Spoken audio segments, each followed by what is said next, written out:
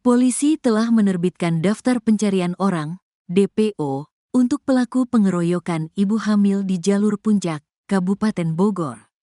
Pelaku yang saat kejadian mengenakan kaos merah itu hingga saat ini masih melarikan diri.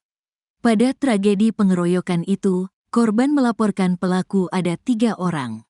2 pelaku sudah ditetapkan sebagai tersangka dan kini ditahan di rumah tahanan, Rutan Polres Bogor. Kedua pelaku yang telah diamankan yakni berinisial J, 20, dan R, 25, warga Kecamatan Megamendung, Kabupaten Bogor.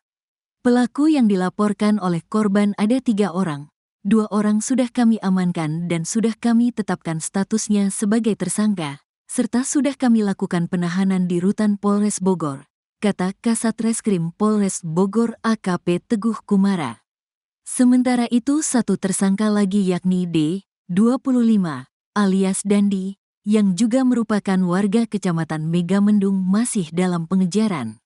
Polisi pun telah menerbitkan DPO untuk tersangka yang belum ditangkap.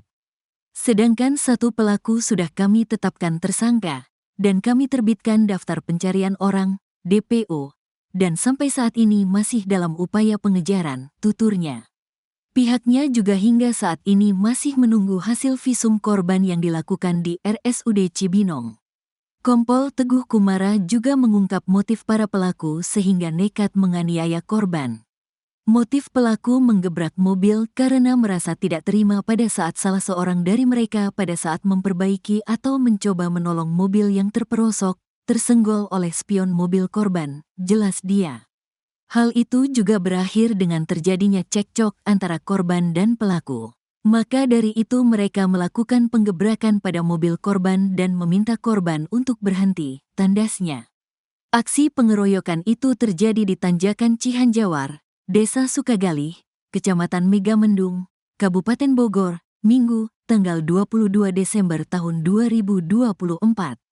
Peristiwa itu sempat dilaporkan korban ke Polsek Megamendung dan pelaku diamankan. Menurut korban, Indra Hermawan, saat itu para pelaku diminta untuk membayar ganti rugi pengobatan dan biaya cek kandungan. Karena yang kita inginkan dari si pelaku untuk sekedar membiayai pengobatan pukulan ke mata dan pengecekan kandungan istri saya, kata dia. Namun para pelaku tidak memiliki uang. Bahkan saat berusaha mengumpulkan hanya ada Rp53.000. Pelaku hanya bisa mengumpulkan Rp53.000 dan tidak ada identitas untuk pelaku tersebut. Jadi kami sepakat case close, jelasnya. Tapi setelah ada indikasi ancaman keguguran atas kandungan istrinya, Indra Hermawan pun berubah pikiran. Indra juga menjelaskan kalau kondisi istrinya saat itu sedang hamil 8 minggu. Setelah di hari berikutnya kami melakukan pengecekan ke RS Hermina Ciawi, dikatakan istri ada kemungkinan keguguran disebabkan stres karena cekcok kemarin, kata dia. Ia pun akhirnya memutuskan untuk melanjutkan kasus itu ke jalur hukum dan menutup pintu damai.